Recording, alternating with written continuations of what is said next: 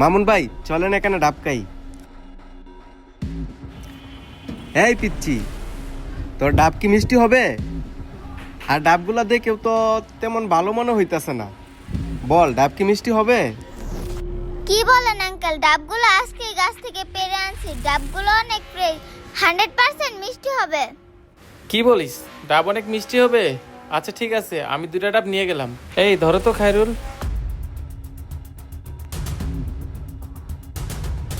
Uncle uncle uncle, কিরে, তোর এত বড় সাহস, আমাদেরকে পিছন থেকে তুই ডাকতাছস? আঙ্কেল আপনারা তো ডাব নিয়েছেন, কিন্তু আমাকে তো ডাবের টাকা দেন না। কি, তুই আমাদের কাছে ডাবের টাকা চাস? তুই চিনস বাইরে? ভাই হইছে এই এলাকার কমিশনার, আর তুই সেই ভাইয়ের কাছে টাকা চাইতেছস? তোর কি এই এলাকায় ব্যবসা করার কোনো ইচ্ছা নাই? ভাই চাইলে তোর দোকান মিনিটে উড়িয়ে দিতে পারে, আর এই এলাকায় ব্যবসা করতে হলে বাইরে ছাদা দিয়ে ব্যবসা করতে হবে। এই পিচ্ছি ফারদার, যদি কখনো আর টাকা চাস তাহলে তোর দোকান আর তোকে এই এলাকা থেকে একদম বের করে দেব। কি বলেন আঙ্কেল, আপনি এলাকার কমিশনার, তাহলে তো আপনার দায়িত্ব আমাদের মতো গরিবদের পাশে দাঁড়ানো। আঙ্কেল আপনি জানেন আমি এত ছোট হয়েও স্কুলে না যেয়ে কেন ডাব বিক্রি করতেছি? ভাই শুনছেন এই তুকার কথা? আচ্ছা তুই কেন ডাব বিক্রি করতেছস বল।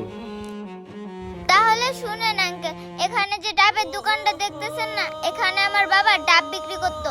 কিছুদিন আগে আমার বাবার অনেক বড় একটা অ্যাক্সিডেন্ট হয়েছে, তারপর থেকে আমার বাবা হাসপাতালে ভর্তি।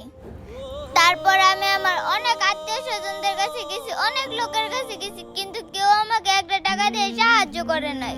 কই আঙ্কেল, আপনিও তো কমিশনার, এখন পর্যন্ত তো আমাদের একবারও খবর নিলেন না। আমাদেরকে সাহায্য করার বদলে উল্টা আরো আপনি আসছেন আমাদের মতো গরিবদের কাছ থেকে চাঁদা তুলতে। বুঝছি আঙ্কেল, আপনারা হয়তো বা আমার থেকেও গরিব, তাই তো চাঁদা তুলতে আসছেন। থাক আঙ্কেল, আপনাদেরকে ডাবের টাকা দিতে হবে না। এই মেয়ে, এদিকে আসো।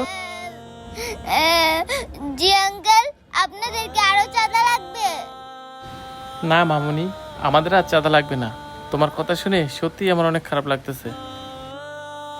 মামুনি, তুমি ঠিকই বলেছো, আমাদের মতো কমিশনারদের তোমাদের মতো গরিবদের দেখাশোনা করা উচিত ছিল, কিন্তু সেটা না করে আমরা তোমাদের কাছ থেকে চাঁদা নিতেছি।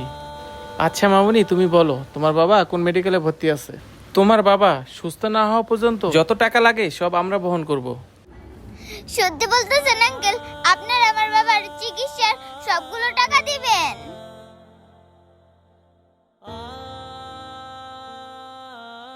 এই নাও মামুনি, এখানে কিছু টাকা আছে, এটা দিয়ে তুমি তোমার বাবার চিকিৎসা করো।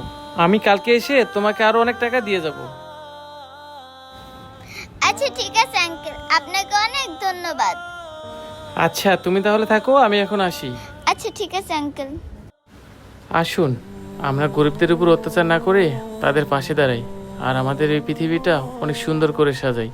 আমাদের ভিডিওটি ভালো লাগলে বেশি বেশি করে লাইক কমেন্ট শেয়ার করে দিবেন। ধন্যবাদ।